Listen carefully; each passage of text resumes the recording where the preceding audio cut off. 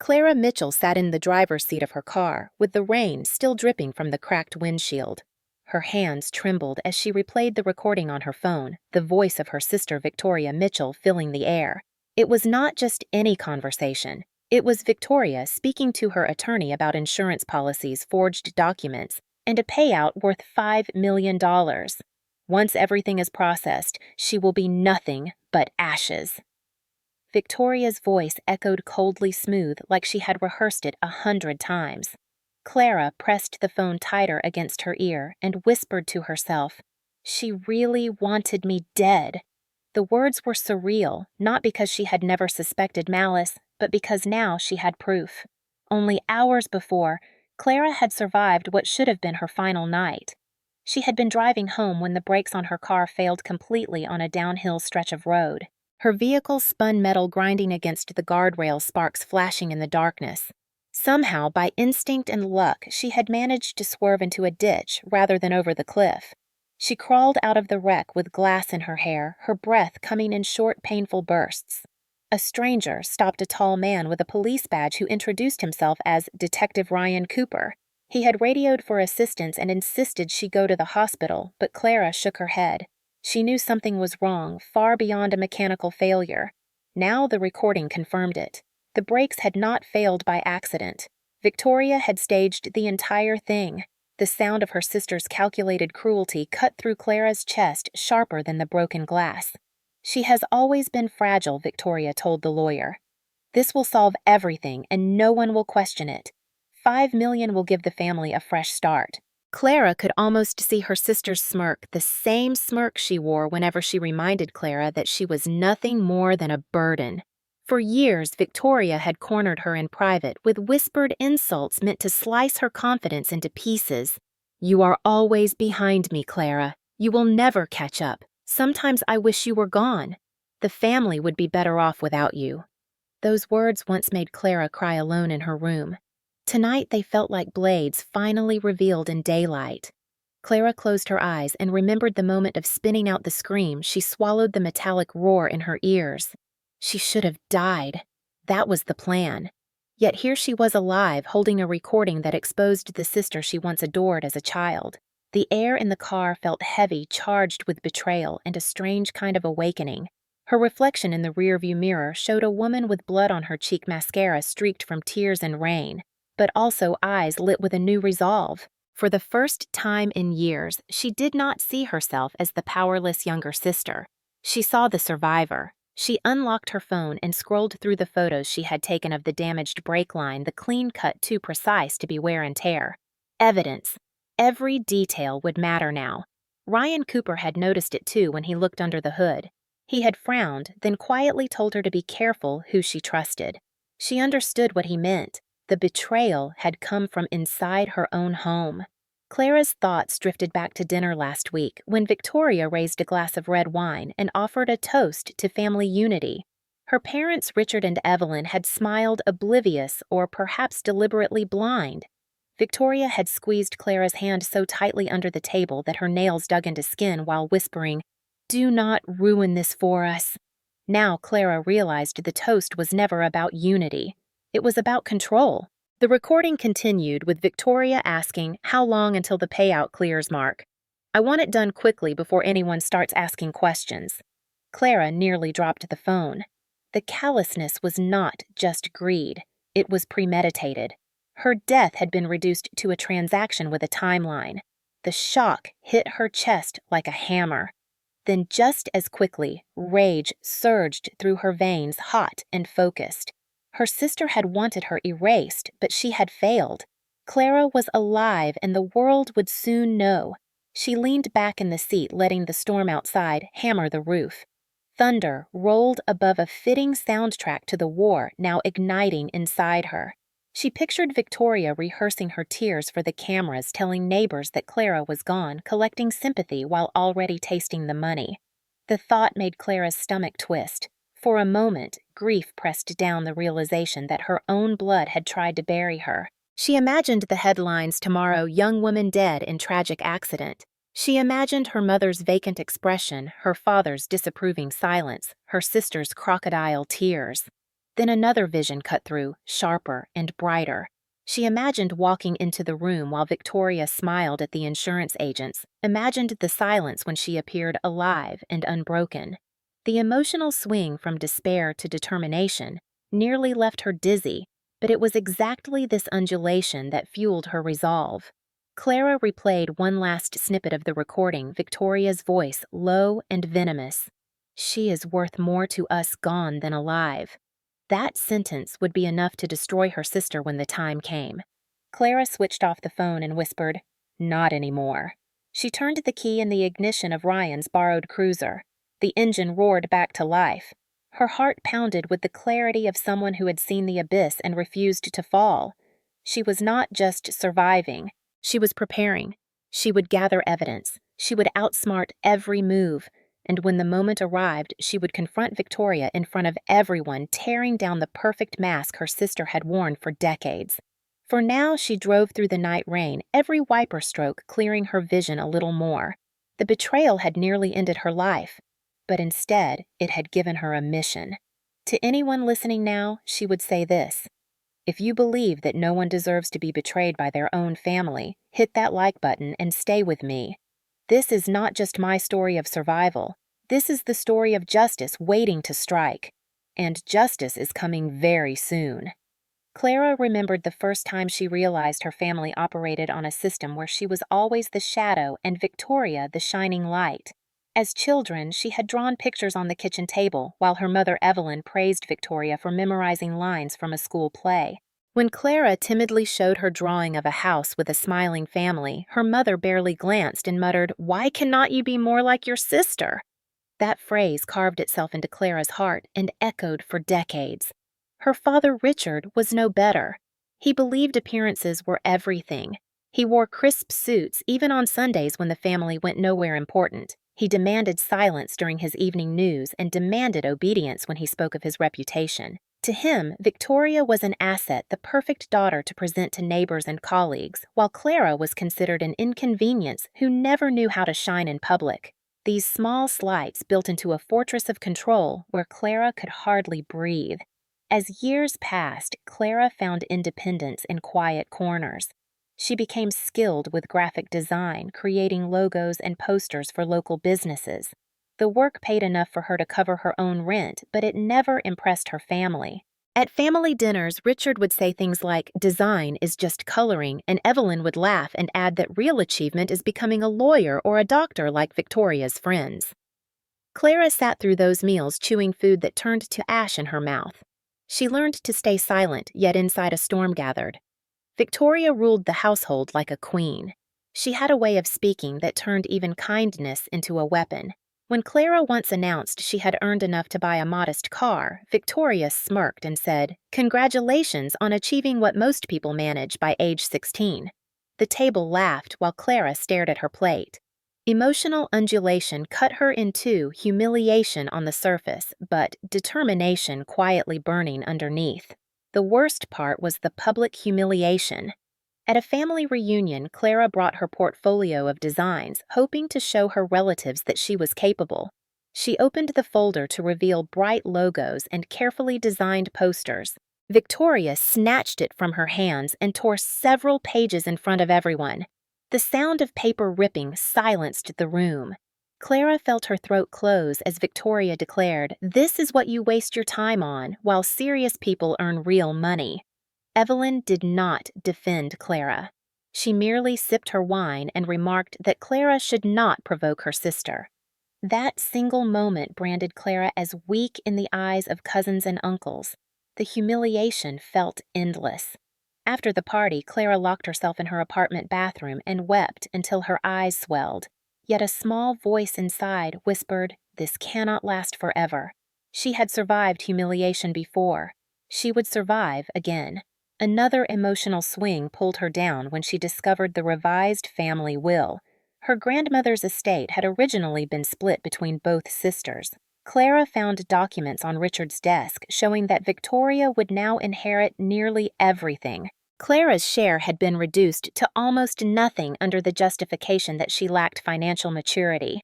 When she confronted her father, he dismissed her with a cold stare. The decision was final.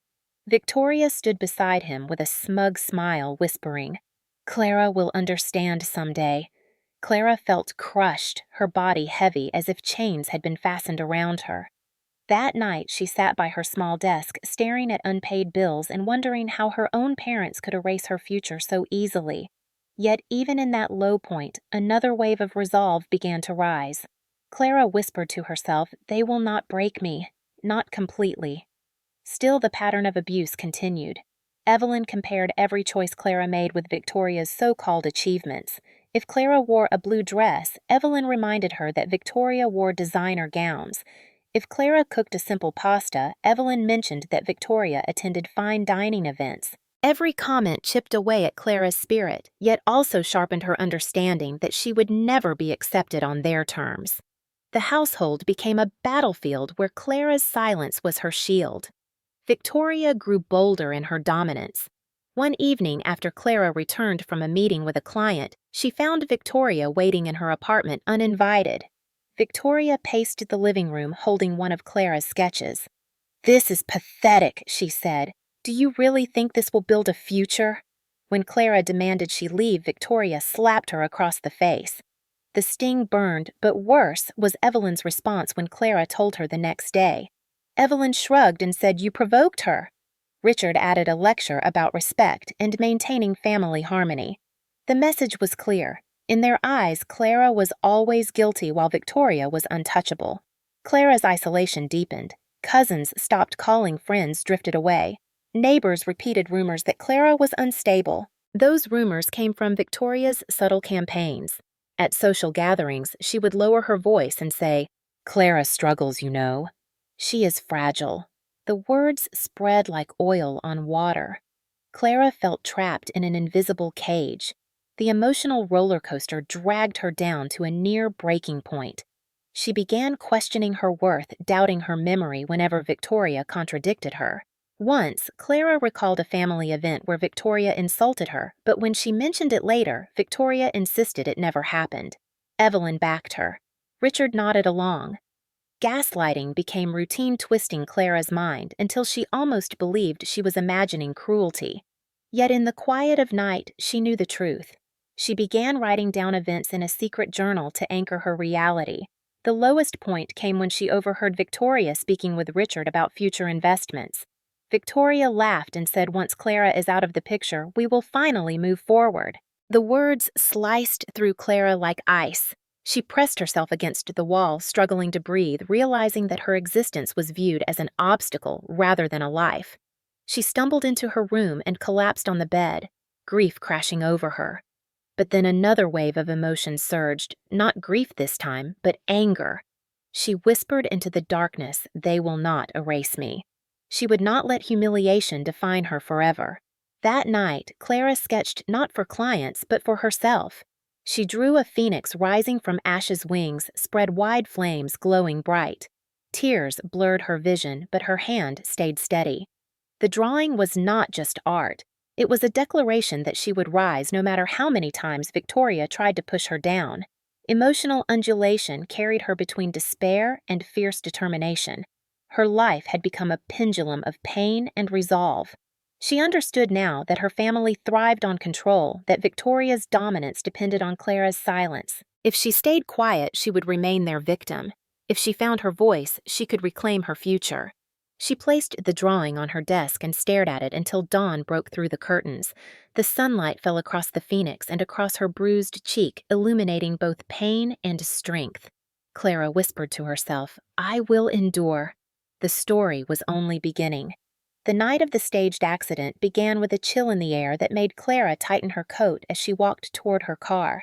She had agreed to meet a close friend for coffee, desperate for even a moment away from the suffocating weight of her family. She never reached that cafe. The road curved down a long hill bordered by thick trees. The headlights cut narrow paths through the darkness. Clara hummed softly, trying to ease her tension when she pressed the brake and felt nothing. The pedal sank to the floor with no resistance. A jolt of panic surged through her chest. She pressed harder, pumping the pedal again and again, but the car kept accelerating. The guardrail loomed ahead as the speed climbed. Metal screamed against metal when the car slammed sideways into the barrier. Sparks lit the night like fireworks. Clara gripped the wheel with both hands, her arms straining as the vehicle fishtailed. She thought of her mother Evelyn's cold eyes, of Richard's lectures, of Victoria's smirk. This could not be how her story ended. She yanked the wheel hard, and the car spun into the ditch, crashing nose first into a slope of wet earth. The airbags exploded with a violent hiss, striking her chest and face. For a few seconds there was silence except for the rain tapping the broken windshield. Clara tasted blood on her lip. Her ears rang. She forced her body to move, clawing at the seatbelt until it released. She crawled out through the passenger side window, her hands scraping against shards of glass. She stumbled into the night, knees buckling, breath shaking. The world felt distant and unreal. A set of headlights approached slowly. Fear shot through her spine. What if it was Victoria checking to confirm her death? Clara crouched low behind the twisted metal heart, pounding so loudly she thought it would give her away. The car stopped. A door opened. A man's voice called out, steady and calm, not cold. Police badge glinted in the beam of the headlights. Detective Ryan Cooper stepped closer, holding an umbrella against the rain. His eyes widened when he saw her bleeding but alive. He immediately radioed for assistance, but Clara shook her head furiously. She grabbed his arm and whispered, "Do not call them yet." Ryan studied her, reading the desperation in her eyes. He nodded slowly. Together they moved away from the wreck, the rain soaking their clothes. In that moment, Clara felt both relief and dread. Relief that she had survived. Dread because she knew survival was only the beginning. While Ryan examined the car, he knelt near the wheel well and his face hardened. He pointed to the brake line sliced clean through. "This was no accident," he said quietly. Clara's stomach dropped. She had suspected, but hearing it aloud froze her blood. Her own sister had turned her into a casualty for profit. Emotional undulation twisted her insides. Terror at how close she had come to dying shifted into a pulse of fury so sharp she could hardly breathe. Ryan helped her into his car. The wipers slapped rhythmically, clearing sheets of water from the windshield. Clara shivered not from cold, but from the realization that her family was not just toxic. They were predators willing to erase her existence for money. Ryan asked her if she had enemies. Clara almost laughed a bitter sound. "Only my own family," she said. He gave her a long look, not pressing further, simply saying, "Then you must be careful from now on." She nodded, gripping the seat like an anchor. As they drove past the wreckage, she glanced back. The twisted car looked like a coffin half buried in mud. In another life, that coffin would have been hers. The thought made her throat close. Later that night, she watched news reports on her phone. A car accident on Route 7 had left one woman presumed dead after a violent crash. Her name was not yet released, but Clara knew the story was hers. Within hours, her world had been rewritten. She was already dead in the eyes of her town. Victoria stepped in front of cameras with tears glistening under streetlights. She sobbed about her poor sister who had always struggled, how tragic it was to lose her so young. Clara nearly dropped the phone as she watched. The performance was flawless, the grief so convincing that strangers comforted her with sympathetic touches. Victoria accepted their hugs, her face buried in tissues, but Clara could see the glint of satisfaction hidden behind the mask. The camera zoomed in on her parents. Richard's jaw was set. Evelyn dabbed her eyes, but neither looked truly broken. Clara's hands shook with rage. They were in on it, or at least complicit with their silence. Emotional undulation tore her apart.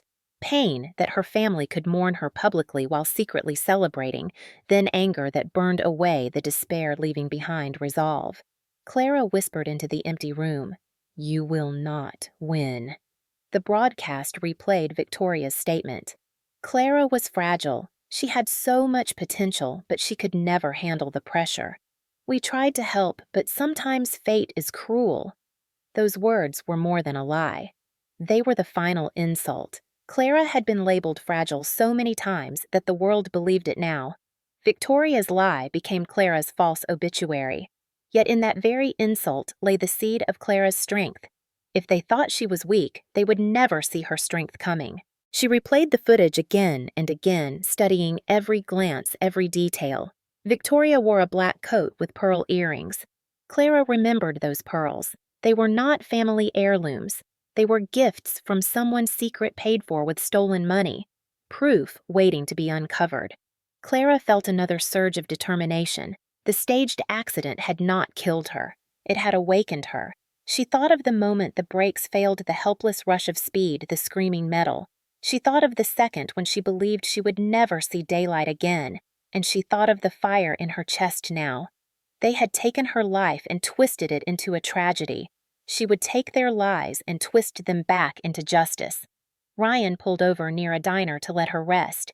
Steam fogged the windows as Clara leaned forward, pressing her forehead against the cool glass. The neon lights blinked outside, painting her face with red and blue shadows. Ryan asked quietly, "What do you want to do next?" Clara closed her eyes. She imagined Victoria signing the insurance papers, counting money, laughing behind closed doors. She imagined Richard sipping scotch while Evelyn whispered about moving into a bigger house. She imagined the community praising their strength while she lay forgotten. Her jaw tightened. "I want to fight," she said. Ryan nodded. "Then we start with evidence." Clara straightened. Her hands still shook, but inside a steel core began to form. The accident was meant to erase her. Instead, it gave her clarity. She knew exactly what she had to do. Clara barely slept after the crash. The hum of the storm outside blended with the recording that still replayed in her head. Victoria's voice had become a razor slicing through every illusion of sisterhood she had once clung to. By morning, she decided she could not wait for fate to reveal the truth. She had to see it for herself. She dressed in plain clothes, pulling a baseball cap low over her face, and drove a borrowed car toward the city where the insurance office was located. Every mile tightened her chest, but also sharpened her focus. The office building was unremarkable glass windows reflecting the gray sky. Clara walked inside, pretending to be a customer with routine questions. Her heart hammered when she saw Victoria's signature on a visitor log. It had been signed just 2 days before, at the very hour Clara's brakes were cut. The ink felt like fresh betrayal. She slipped out before anyone asked too many questions, her mind racing. That night, Clara searched through documents Ryan had discreetly pulled from a database. There it was, an application for a $5 million life insurance policy under her name, submitted and approved with forged paperwork. Beneficiary listed Victoria Mitchell. Clara covered her mouth, fighting the urge to scream. She had been turned into a commodity. To her sister, she was not flesh and blood, but a price tag. Emotional undulation struck again. Horror that her identity had been hijacked flowed into rage so powerful it steadied her trembling hands. She studied the forged signature at the bottom of the policy. It was close to hers, but not perfect. The curl of the M in Mitchell was different, rushed, careless. She snapped a photo and sent it to Sophia Torres, a lawyer Ryan had connected her with. Minutes later, Sophia called back. Her voice was calm but urgent. "This is fraud on top of attempted murder," she said. "If we build a case carefully, we can bring them down hard." Clara whispered them, because deep down she suspected Victoria was not alone. 2 nights later, Clara confirmed her fear. She parked near the back of an upscale restaurant and watched through the rain-streaked windows. Inside, she saw Victoria sitting with her attorney Mark Jensen, and across from them, Richard and Evelyn. They leaned in close, speaking in hushed tones over glasses of wine. Clara used her phone to record the scene, zooming in as Victoria handed over a folder. She could not hear every word, but one sentence pierced clearly. "Once the payout clears, we settle the debts and move forward." Richard nodded firmly. Evelyn dabbed her lips delicately, as though they were discussing a charity event. Clara pressed a hand to her stomach, nausea twisting inside. Her parents had joined the plot. The family she had begged for love had signed her death warrant for financial rescue. Emotional undulation yanked her from devastation to fury. The betrayal cut deeper than any slap Victoria had ever delivered. Clara returned to her apartment and collapsed on the couch, clutching her phone. She replayed the footage of her family colluding. Each frame fueled her determination. She could not let this go unpunished. She would not vanish into a shallow grave of lies. She remembered every cruel phrase Evelyn had used, every lecture from Richard about appearances, every smirk from Victoria.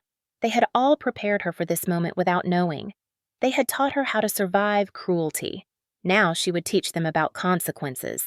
Over the following days, Clara shadowed Victoria's movements. She watched her sister leave boutiques with designer bags, test drive a luxury car, meet with a realtor about a gated property. Victoria was already spending the money she did not yet have. Clara captured photos, receipts, and overheard conversations. The arrogance made it easier. Victoria believed Clara was gone and would never return. That arrogance was her weakness. Clara kept feeding information to Sophia, who built a growing file thick with evidence. Fraudulent signatures, suspicious bank transfers, surveillance photos of meetings. The case was taking shape, but evidence alone was not enough for Clara. She wanted to understand the full scope of the betrayal. One evening, she broke into her parents' home using the spare key hidden under the porch. The house smelled of polished wood and Evelyn's lavender perfume. She moved quietly, her heart pounding, as though each step might give her away. In Richard's study, she found locked drawers. She used a hairpin to pick the simple lock. Inside, she discovered documents outlining massive debts from failed investments. Credit card bills stacked high, foreclosure warnings. Desperate notes scribbled in the margins. They were drowning financially. Clara's eyes burned. Instead of asking her for help, instead of admitting weakness, they had chosen to erase her life for money. At the bottom of the drawer, she found a draft letter from Mark Jensen describing legal strategies to fast-track the insurance claim. The letter included a chilling line: her accident fits perfectly with the narrative of fragility we have established. Clara slammed the drawer shut, fighting tears. They had not only killed her on paper, they had rewritten her entire identity as weak and unstable. Emotional undulations surged again. The despair of knowing her parents were complicit shifted into white-hot determination. She whispered into the silence, "They will choke on their lies." As she slipped out of the house, she thought of her childhood, of birthdays, overshadowed by Victoria, of accomplishments ignored. Every memory now felt like part of a larger puzzle pointing to this betrayal. Yet instead of crushing her, it clarified her path. She was done seeking approval. She was ready to fight for justice. Back in her apartment, she played the recording from the restaurant once more. Victoria's voice rang sharp and arrogant. 5 million. She is worth more gone than alive. Clara paused the video, staring at her sister's frozen smile. For years, she had begged for that smile to include her. Now, she saw it for what it truly was, the mask of a predator. She deleted the hope she once carried and replaced it with resolve. Sophia's voice came through the phone again. "With this evidence, we can stop them, but you must be careful." Clara nodded. She knew the path ahead would be dangerous. Victoria would not hesitate to escalate if she suspected Clara was alive. But Clara was ready. She had already been through the fire. Now she was the flame. Clara sat at her desk, staring at the mountain of evidence she had collected. Photos of Victoria dining with lawyers, recordings of whispered conversations about payouts, documents pulled from her father's study showing crushing debts. Each piece felt like a blade pointing back at her family. She was both terrified and exhilarated. For years, she had been their silent victim. Now she was the keeper of their secrets, and those secrets had the power to end them. Still, information meant nothing without a plan. Clara knew that confronting them recklessly would put her life at risk. If they had tried once to erase her, they could try again. She needed strategy. She needed allies. Her thoughts circled back to Detective Ryan Cooper, the man who had pulled her from the wreckage. She dialed his number with trembling hands. When he answered, his voice was steady. Clara told him everything, her words spilling out like a dam breaking. The forged insurance policy, the debts, the dinner at the restaurant, her parents' involvement. Ryan listened without interruption, then said firmly, "You cannot do this alone. Meet me tomorrow. We will bring in someone who knows how to dismantle fraud step by step." The next morning, Clara walked into a small office above a cafe. The smell of roasted coffee beans mixed with the sharp scent of printer ink. Ryan introduced her to Sophia Torres, a lawyer with sharp eyes and a calm demeanor. Sophia specialized in financial abuse and insurance fraud. Clara slid the folder of evidence across the table. Sophia flipped through each item with meticulous attention. When she looked up, her expression was unreadable, but her words were precise. "You have enough to open an investigation, but we must build this like a fortress. One loose brick and they will walk free." Clara nodded, heart racing. Sophia outlined the steps. First, they would document everything officially with timestamps. Second, they would secure witnesses who could testify about Victoria's recent spending sprees. Third, they would create a narrative that exposed not just the fraud, but the cruelty of staging a family member's death. Clara listened, feeling both overwhelmed and empowered. For once, she was not alone. Ryan leaned forward and added his own conditions. "You must stay hidden. As far as they know, you are dead. Use that to your advantage." Clara agreed. The irony made her chest tighten. Her own false death would become her shield.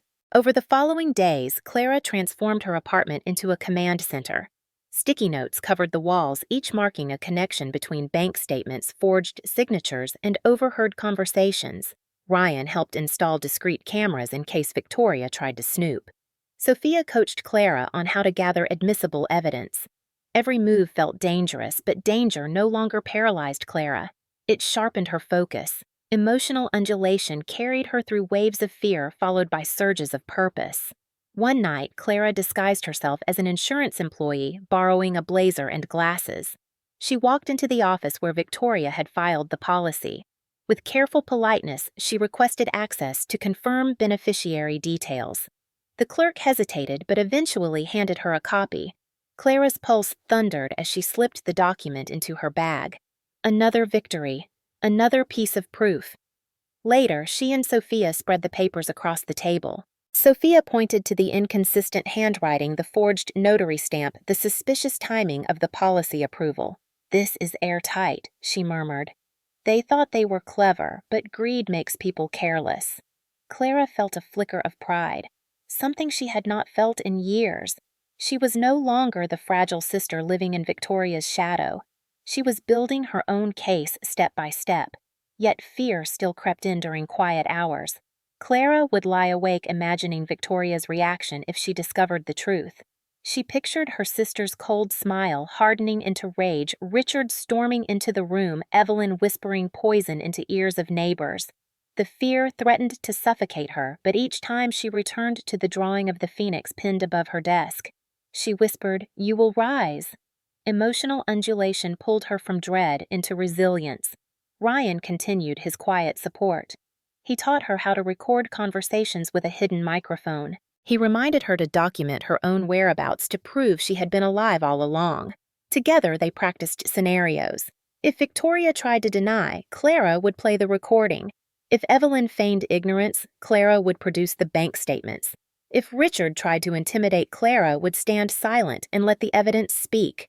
Preparation became her armor. Weeks passed in a blur of planning. Then came a turning point.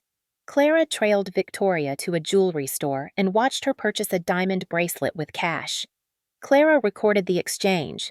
Later, she captured Victoria bragging to a friend over wine. "I will be free soon," she said, laughing. "My sister was always weak. Now she has given me the gift of freedom." Clara's blood boiled. She wanted to storm into the restaurant and scream the truth, but she remembered Sophia's warning. Patience is power. She turned away, clutching the recording like a weapon waiting for its moment. Another wave of emotions hit her. Grief for the sister she once loved, rage at the betrayal, determination to end this game. She returned to Sophia's office where they laid out the growing mountain of evidence. Sophia tapped her pen against the table. "We are close. With one final push, we can take this to federal investigators." Clara looked at Ryan. His steady nod told her they were ready. She felt the tremor of fear, but also the thrill of power. She had been cornered her entire life. Now she was about to strike back. That night, Clara stood by her window watching the rain streak the glass. For years, storms had filled her with dread. Tonight, the thunder felt like a drumbeat echoing her resolve. She whispered to the empty room, "Justice is coming." Victoria began to act as though the money was already in her hands. Clara watched from the shadows as her sister strutted through luxury dealerships, her laughter echoing across the polished floors. She slid into leather seats of cars worth more than Clara's apartment and spoke to salesmen with the confidence of someone who believed life was finally bending to her will. Clara followed quietly, phone camera capturing every moment. Each swipe of Victoria's credit card was another nail in the coffin of her arrogance. Emotional undulation tugged at Clara with conflicting feelings. Seeing Victoria spend recklessly filled her with rage, but also satisfaction because each indulgence was proof of guilt. At a boutique, Victoria tried on a diamond ring, so large it caught the light like a star. She held her hand out to Evelyn, who beamed with pride, while Richard signed the receipt. Clara recorded from across the street, her chest tightening with both anger and grim resolve. They were celebrating her death while she stood breathing just a few feet away. The deception was almost unbearable, yet it fueled her determination. Later, Clara intercepted emails between Victoria and Mark Jensen. The lawyer detailed instructions on how to manage funds discreetly once the payout cleared. He advised shifting money into offshore accounts and purchasing property quickly to avoid suspicion. Clara forwarded the messages to Sophia, who examined them with cold precision. "This is damning," she said. "The arrogance of thinking no one would notice is what will bring them down." Clara nodded, fire burning in her chest. Still, the danger increased with every passing day. If Victoria sensed Clara's presence, the game would end violently. Clara had to remain a ghost until the stage was set. One evening, Clara disguised herself as a hotel employee and slipped into a conference room where Victoria met with a potential investor. She placed a hidden device under the table. From her car later, she listened to the conversation. Victoria bragged about coming into new money soon. She promised opportunities, speaking with the confidence of someone who believed the world was finally hers. Clara clenched her fists. Each boast was another piece of evidence, another reminder of how far Victoria would go to secure her empire on Clara's ashes. Emotional undulation rose again, grief colliding with anger. Clara remembered birthdays when Victoria braided her hair and whispered secrets. She remembered sleepovers filled with laughter. Now that same sister had turned those memories into weapons. Yet even through the pain, Clara felt strength solidify. She would no longer be the little sister seeking approval. She was the survivor, gathering proof. Meanwhile, Sophia worked tirelessly filing preliminary complaints with the insurance company. Ryan delivered reports to federal investigators under the radar. The net was tightening around Victoria, but timing mattered. If they moved too soon, the family could spin lies and escape. They needed Victoria fully exposed before the world. Clara lay awake many nights fearing discovery. She imagined Victoria walking into her apartment, her parents behind her eyes filled with cold fury. She imagined them realizing she had survived. Those images nearly crushed her, but then she would glance at the phoenix drawing pinned above her desk. The flames reminded her she was not the same fragile girl they once controlled. She whispered, "You will rise," and the fear subsided into determination. The turning point came when Clara discovered bank transfers scheduled for the following week. Millions were already moving in anticipation of the payout. She intercepted a copy of a contract where Victoria had placed a down payment on a mansion. Clara's stomach twisted at the audacity. Victoria was so confident in Clara's supposed death that she was building a new kingdom on its foundation. Clara brought the documents to Sophia, who spread them across her desk like puzzle pieces. "This is more than enough to trigger investigation," she said, but Clara shook her head. "Not yet. I want them to face me." Sophia studied her eyes and nodded slowly. "Then we prepare for the reveal." Ryan helped Clara rehearse her testimony. They practiced scenarios of denial, threats, and gaslighting. Clara played each scene out, her voice steady, her evidence ready. Emotional undulation pulled her through waves of fear, but also gave her practice in channeling that fear into strength. Each rehearsal made her less the victim and more the warrior. One night, Clara followed Victoria to a private party at a wealthy client's home. The lights glowed through tall windows as music drifted into the night. From a distance, Clara filmed her sister boasting about her new fortune champagne glass raised high. She heard Victoria laugh and say, "Life rewards the strong." Clara felt tears sting her eyes, not from weakness, but from the surreal truth that her own sister was celebrating her death like a promotion. She wiped her face and whispered, "Enjoy it while you can. Soon, the world will see who you really are." The pressure built daily. Victoria's purchases became headlines in local gossip columns. Neighbors whispered about the sudden wealth. Evelyn basked in attention, claiming Victoria had made smart investments. Richard strutted with renewed confidence. Clara documented every detail, knowing their pride would soon collapse under the weight of truth. At last, Sophia announced the investigation had officially begun. The insurance company flagged the claim as suspicious. Federal agents quietly reached out to Ryan requesting cooperation. Clara's moment was drawing closer. The thought sent shivers through her body, but also ignited a flame of anticipation. For the first time, she felt control shifting in her direction. Emotional undulation carried her from dread to exhilaration. She pictured the moment of confrontation. She imagined walking into the room where Victoria sat smugly with their parents' insurance officials nodding along. She imagined the silence when she entered alive. That vision kept her steady. As Victoria prepared to finalize her real estate purchase, Clara prepared her own stage. The timing would be perfect. Let her sign the papers. Let her think she had won. Then Clara would step into the light and tear down the illusion. Every sleepless night, every scar from the accident, every cruel word from Evelyn and Richard had led to this plan. She was ready. When the storm outside rattled her windows, she no longer feared it. The thunder now sounded like applause waiting for her final act. The day of the public confrontation arrived like the slow turn of a blade. Clara had imagined this moment countless times during sleepless nights, yet nothing compared to the weight of reality as she dressed in a black suit she had purchased second-hand but tailored to perfection. The jacket framed her shoulders sharply, the pants cut clean, every line designed to project authority. She pulled her hair back tightly and looked at her reflection. For years, she had seen the fragile sister who always lagged behind Victoria. Today, she saw something different, someone who had survived the grave and returned stronger. Sophia met her at the hotel lobby, files stacked in her arms, her expression calm but fierce. Ryan waited outside in an unmarked car, ready to escort them to the reading of the will, where Victoria and her parents expected to finalize their triumph.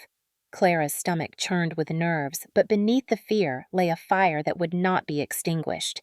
Emotional undulations surged between dread of facing them and exhilaration at the thought of revealing herself alive. As the car pulled up to the courthouse building, Clara's heart pounded like a drum. She stayed hidden until the moment came. Inside the meeting room, Victoria stood beside Richard and Evelyn, her face glowing with smug satisfaction. She wore a pearl necklace Clara recognized from years before, likely paid for with stolen funds. She spoke confidently to the insurance representatives and the family lawyer. "Once the paperwork clears, we will be able to manage the estate responsibly. My sister would have wanted stability for us." Evelyn dabbed her eyes with a tissue, her voice trembling. Clara was troubled, but we loved her. Richard adjusted his tie and added gravely, "It is tragic, but we must move forward." Every lie sliced into Clara like a knife, yet also fueled her anticipation. The lawyer shuffled papers, preparing to confirm Victoria as beneficiary. That was the moment Sophia gave the signal. The door opened and Clara stepped inside. Gasps rippled through the room like a wave. Evelyn dropped her tissue and staggered backward, her face pale.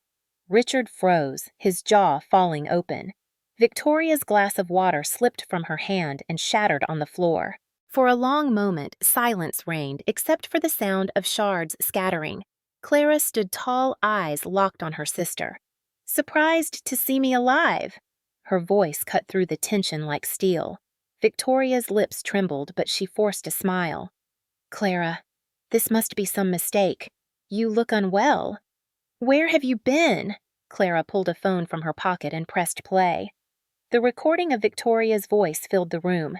"She is worth more gone than alive. Once the payout clears, she will be nothing but ashes." Gasps erupted from the insurance officials. One muttered, "My God!" Evelyn clutched Richard's arm. Victoria's mask cracked her eyes, darting wildly. "That is taken out of context. She is manipulating Clara, cut her off. Manipulating, you cut my brakes. You forged my signature. You filed a $5 million insurance claim on my life. That is not manipulation. That is attempted murder wrapped in greed.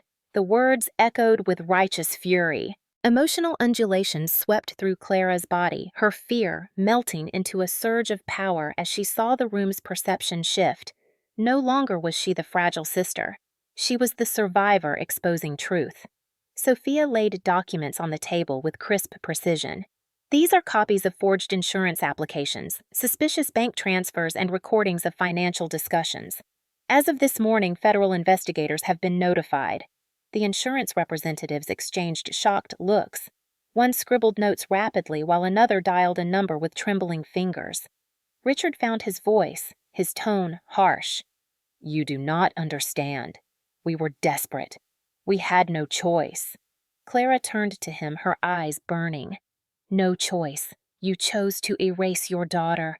You chose greed over love. That was never necessity. That was cruelty." Evelyn whispered, "We only wanted to save the family." Clara faced her mother, her voice breaking with both pain and strength. "Family does not destroy its own to survive. Family protects. You never protected me. You sacrificed me." Tears blurred her vision, but she did not falter. The room felt like a theater with every spectator caught between shock and awe.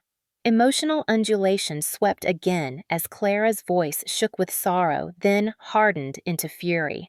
She slammed a folder on the table. "Here are photos of Victoria shopping with my death money emails from your lawyer planning transfers receipts of luxury purchases. You celebrated my funeral before my body was even cold." Victoria's composure crumbled. She sank into a chair, hands shaking. "Clara, please." "You do not understand. We thought you were weak. We thought—" Her words dissolved into sobs. For the first time, Clara saw her sister not as the untouchable queen, but as a desperate criminal exposed. Yet instead of comfort, Clara felt only clarity. "You thought wrong. You thought I would stay silent forever. But here I am, alive. And everything you built on my grave is collapsing." Emotional undulation peaked as Clara stood tall, the power of the moment surging through her. Ryan entered quietly with 2 federal agents. Papers were exchanged. Eyes grew wider. One agent announced, "This investigation has already been opened. With this evidence, we will proceed immediately." Victoria gasped, clinging to Evelyn. "Mom, Dad, help me." Evelyn looked away. Richard's shoulders slumped. Their silence was more damning than words. Clara felt a pang of sorrow that even now they would not stand for her. Yet that sorrow quickly shifted to liberation. She no longer needed their approval. She had her truth. The agents asked Victoria to stand. She collapsed to her knees, tears streaming. "Clara, please forgive me. I was desperate. I only wanted to save us. Please do not let them take me." Clara's throat tightened, but her answer was firm. "You wanted me gone. You buried me alive. Now you will face the consequences." Victoria sobbed, clutching Clara's leg. The insurance representatives whispered among themselves, documenting everything.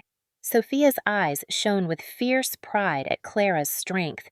Emotional undulation hit again, Clara's heart aching at the sight of her sister begging, then hardening with the knowledge of betrayal. This was not just about greed, it was about survival. The agents lifted Victoria by her arms. Richard tried to protest, but his voice faltered. Evelyn fainted, collapsing against a chair.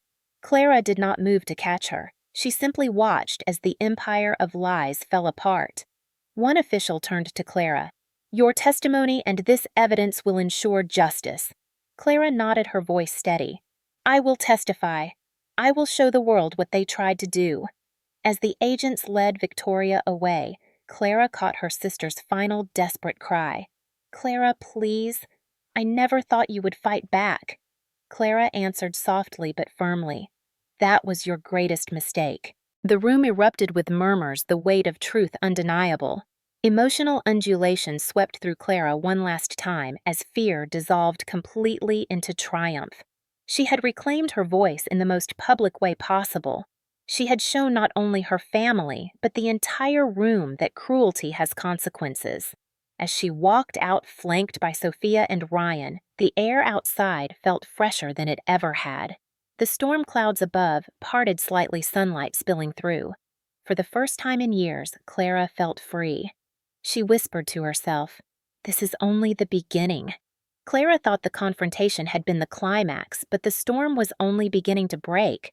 The next day, she received a call from Sophia asking her to meet immediately. When Clara arrived at the office, she found Sophia and Ryan waiting with grim expressions. On the table lay a folder marked "Confidential." Sophia opened it slowly, her eyes steady on Clara. Inside were reports gathered from investigators showing that Victoria's scheme stretched further back than the insurance fraud. Clara leaned forward, her heart pounding. Sophia pointed to a page. "This is a toxicology report connected to a hospital admission you had last year. Do you remember the night you collapsed after dinner at Victoria's house?" Clara frowned. The memory returned in a rush. She had been sipping wine when a strange dizziness overtook her. Evelyn insisted she was overtired. Richard dismissed it as stress. Clara spent the night in the hospital with doctors puzzled by mild but unexplained poisoning in her system. Now, Sophia said flatly, "Victoria tried to poison you then." The hospital never connected the dots, but investigators traced a prescription purchased under her name for sedatives strong enough to kill if taken in large doses. Clara's stomach lurched. The ground beneath her seemed to tilt. Emotional undulation crashed over her grief at realizing how long her sister had plotted and fury that her parents had likely known. Ryan spoke quietly. "She has been planning your death for years." The car accident was not her first attempt. It was simply the one she thought would succeed. Clara pressed her trembling hands against the table. The betrayal deepened into something darker, heavier. Yet along with the despair came a sharp clarity. Every scar, every humiliation, every close call had been part of a pattern leading to this moment. She whispered, "They wanted me gone, no matter what, and my parents stood by her." Sophia nodded solemnly. "It gets worse." She slid another document forward. Financial records showed Evelyn and Richard were drowning in debts far greater than Clara had realized. Failed investments, mortgages on properties they could not afford, credit cards maxed out. The $5 million payout had not been just greed. It had been their lifeline. Clara stared at the numbers, her chest aching. Her parents had chosen to sacrifice her to patch their own mistakes. Emotional undulation struck again. Pain at their betrayal, then a rising resolve that they would not escape accountability. Ryan leaned forward, his voice steady. "We have enough for conspiracy charges, but the FBI wants a public confirmation, something that ties them directly to Victoria's plan." Clara's eyes narrowed. "Then we give it to them." The opportunity arrived sooner than expected. The insurance company called an emergency meeting to discuss the fraudulent claim. All beneficiaries were required to attend. Sophia advised Clara to remain hidden until the right moment, but Clara shook her head. "They need to see me alive. They need to hear the truth from my mouth." On the day of the meeting, the atmosphere buzzed with tension. Reporters lingered outside, sensing a story. Inside the sleek boardroom, Victoria sat pale and shaken from her previous exposure. But Evelyn and Richard tried to project calm authority. Evelyn wore pearls, Richard his best suit. They spoke smoothly to the executives, insisting the claim had been filed in good faith, that any irregularities were misunderstandings. Then the doors opened and Clara entered. Gasps rippled through the room again. The executives froze. Evelyn's face drained of color. Richard's jaw clenched. Clara walked slowly to the front, her heels striking the floor like gavel blows. She placed a folder of evidence on the table and spoke clearly. "You tried to erase me. You poisoned me. You cut my brakes. You filed a false claim worth $5 million, and now you will answer for it." Emotional undulation filled the room as Evelyn whispered desperately, "Clara, we only wanted to save the family." Clara turned on her voice, trembling with rage. "You wanted to save yourselves. You never once thought of me as family. You thought of me as collateral." She pulled out the toxicology report and slammed it down. You stood by while Victoria poured poison into my wine. You told me I was tired. You watched me collapse and did nothing." Evelyn sobbed, covering her face. Richard barked, "Enough! We did what we had to do." Clara faced him squarely. "You had to betray your daughter. That was your solution." The insurance executives exchanged horrified glances. One reached for the phone to contact federal investigators. At that moment, FBI agents entered the room, their presence electrifying. They handed over warrants and began questioning Victoria, Richard, and Evelyn. Victoria broke down completely, collapsing to her knees again, begging, "Clara, please do not let them take me. I only did what they asked. They pushed me." Evelyn shouted, "Do not lie. You orchestrated everything."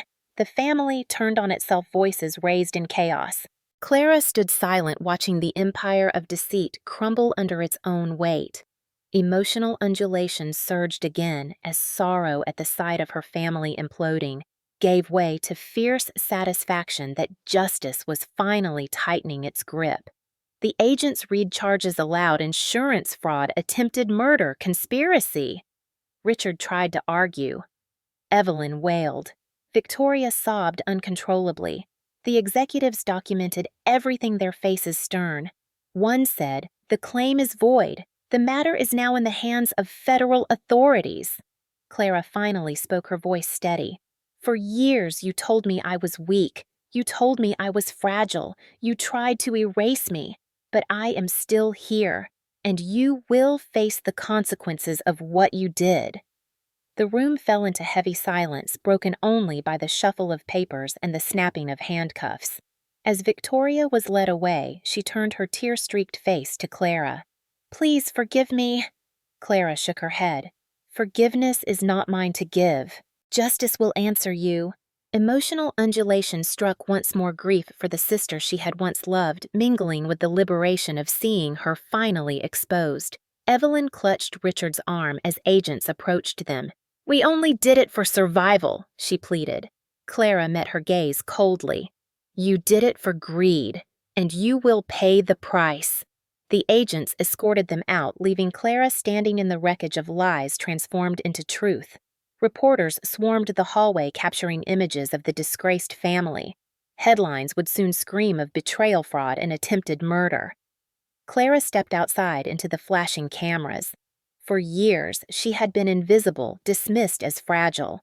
Now, every eye was on her, not as a victim, but as a survivor who had brought her betrayers to justice.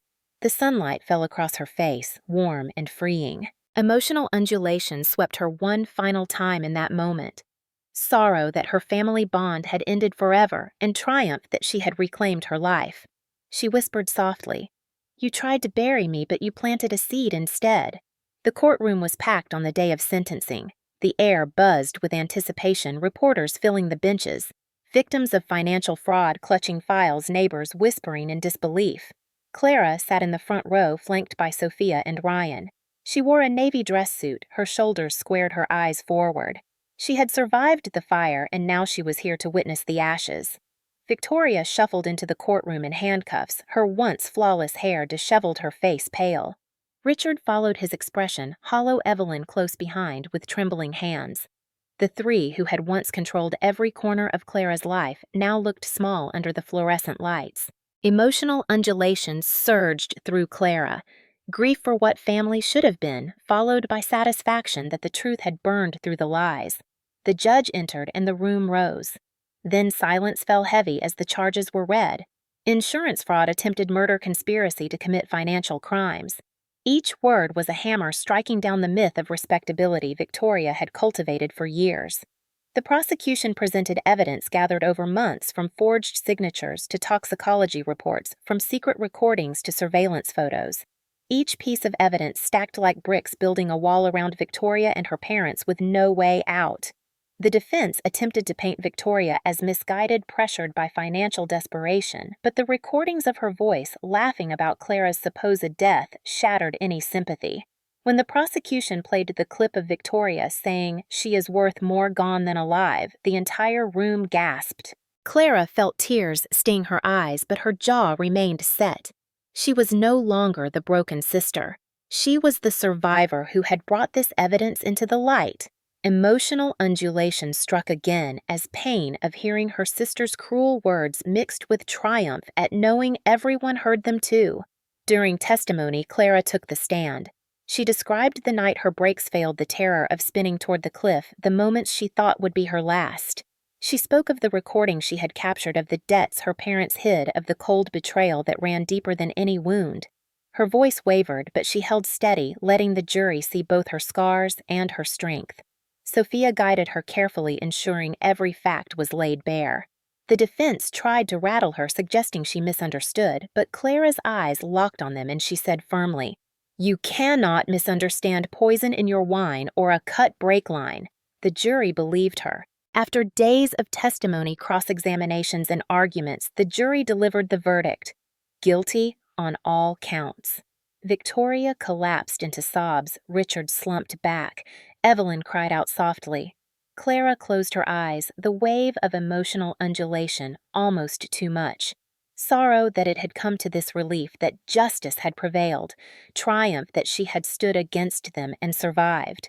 The judge's voice carried firm and final. Victoria Mitchell, for the crimes of insurance fraud, attempted murder, and conspiracy, you are sentenced to 30 years in federal prison without parole.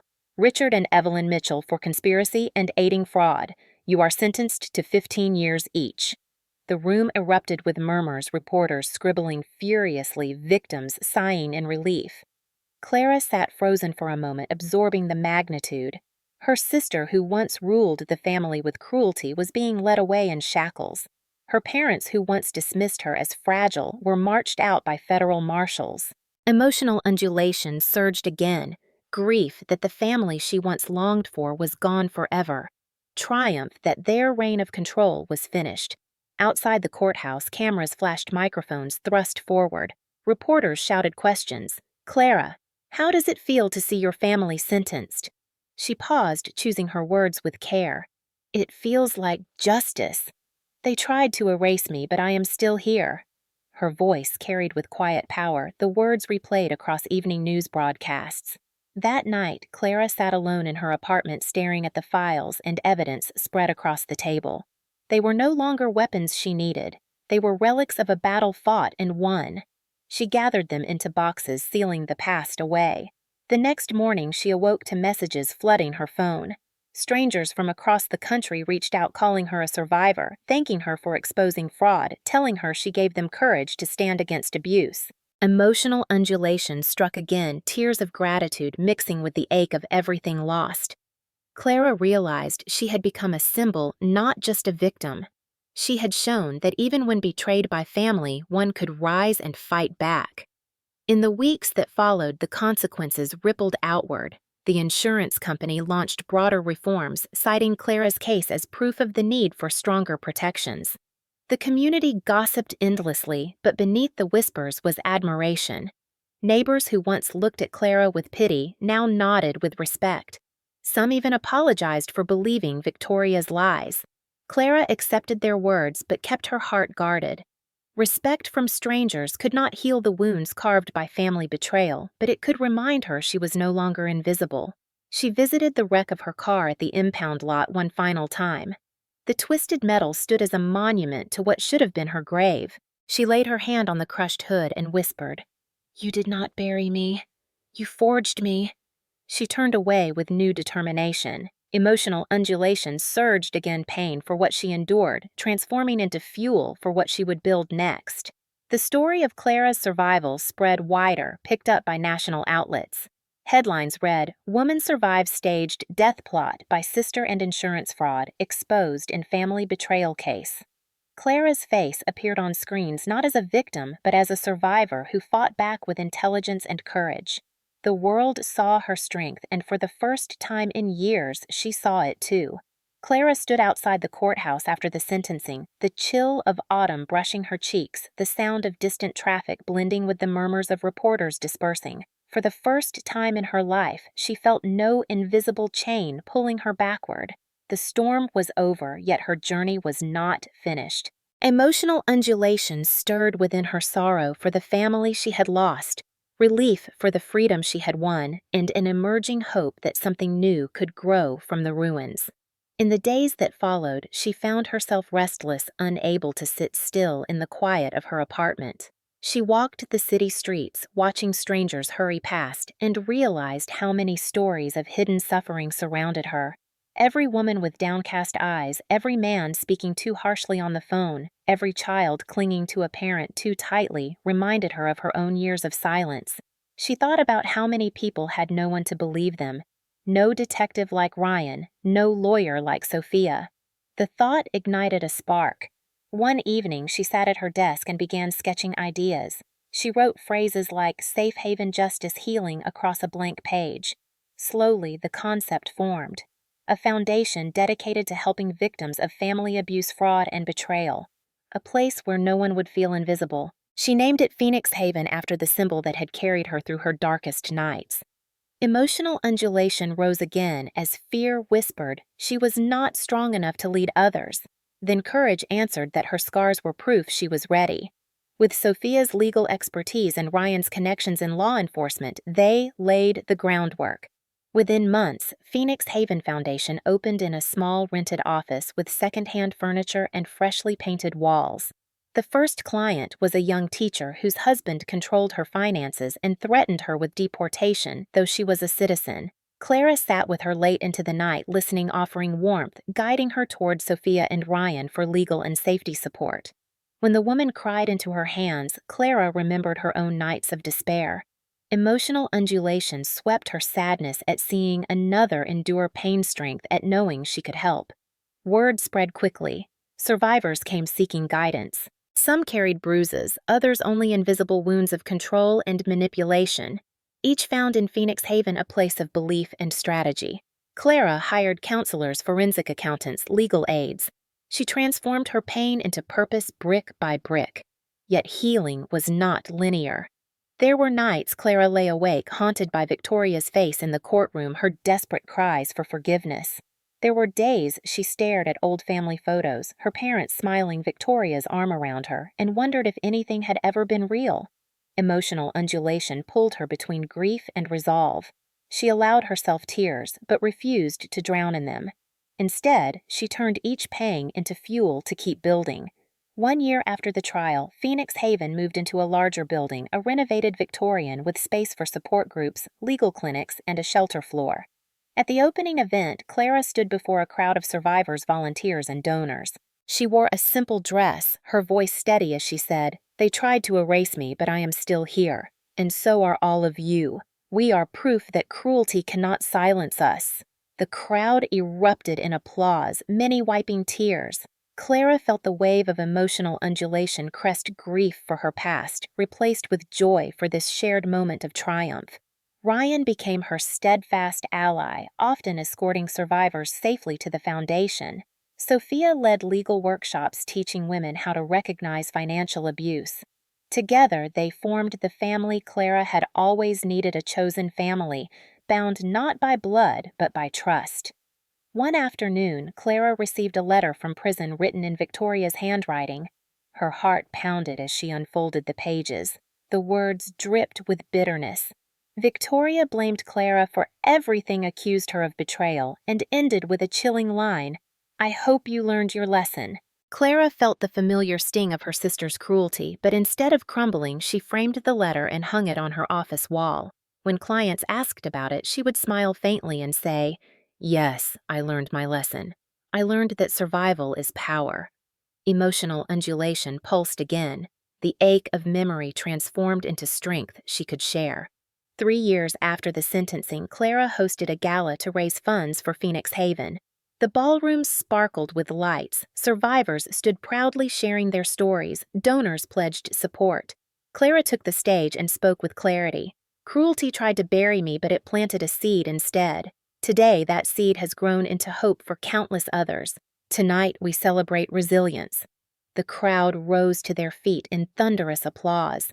Clara's chest swelled with emotion. Sorrow for the years stolen, gratitude for the life rebuilt, joy for the future unfolding.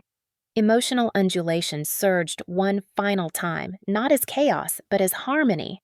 She had been broken, betrayed, nearly erased, yet she had risen from the ashes, not only alive, but radiant. Standing under the golden lights, Clara whispered to herself, "This is my rebirth." Clara sat alone in her office long after the gala ended, the soft hum of the city outside, mixing with the quiet tick of the clock. The room smelled faintly of flowers from the bouquets left by donors, and the golden glow of a single lamp bathed the walls lined with thank you cards. Each card carried words from survivors who had walked through the doors of Phoenix Haven and found safety. Clara traced her fingers over one that read, simply, "Thank you for believing me." Her throat tightened. She had once begged her own family for that same belief and received only silence. Now she gave it freely to others, turning her pain into a refuge. Emotional undulation moved through her as sorrow for what she had lost collided with pride for what she had built. She thought of Victoria. Her sister's voice sometimes echoed in her dreams, sharp and cruel, reminding her of every insult, every attempt to erase her. In those moments, Clara would wake sweating, heart-racing grief pouring through her veins. But then she would remember the sight of Victoria in court handcuffs glinting under harsh lights, her mask of power shattered. Clara would breathe deeply, reminding herself that justice had spoken and she had survived. She thought of her parents, Richard and Evelyn, who once represented authority and stability, but had chosen greed and betrayal. Their absence still ached a hollow place in her chest that whispered of what family should be. Emotional undulation struck again sadness that they never loved her as she deserved, then strength knowing she no longer needed their approval. They had traded her life for money, and in doing so, they had lost everything. Clara leaned back in her chair and closed her eyes, recalling the night of the crash, the screech of metal, the terror of losing control. She remembered the cold rain on her face as she stumbled from the wreckage, the sound of Ryan's voice steadying her. That night, she thought she had lost everything. Instead, it had been the beginning of her rebirth. Every scar on her body was a map of survival. Every tear shed was a seed that had grown into resilience. Emotional undulation rose again. Grief for the terror of that night, blending with gratitude for the life that followed. She whispered softly, "I am still here." On her desk lay the framed letter Victoria had written from prison, its final line, a twisted taunt, "I hope you learned your lesson." Clara gazed at it and smiled faintly. She had indeed learned a lesson, but not the one her sister intended.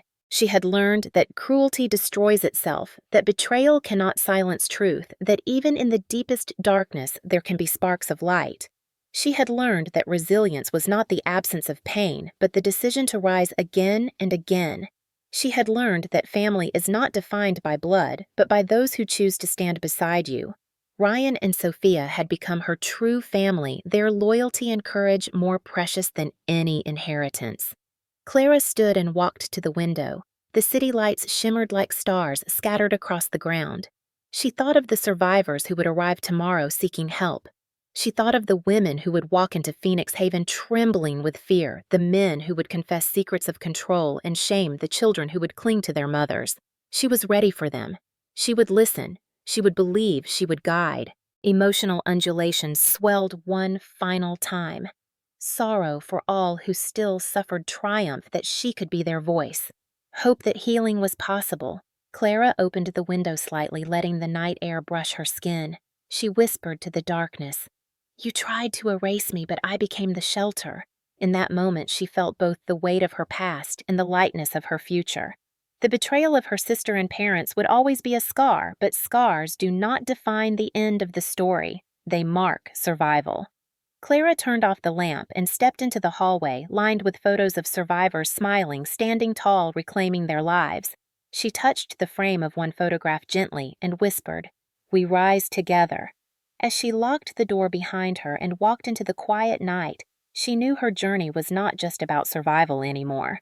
It was about transformation, about building a legacy of resilience that would outlast betrayal, about proving that even the deepest wounds could bloom into strength. And with each step she took into the cool night air, she carried that truth like armor, ready to face whatever storms might come.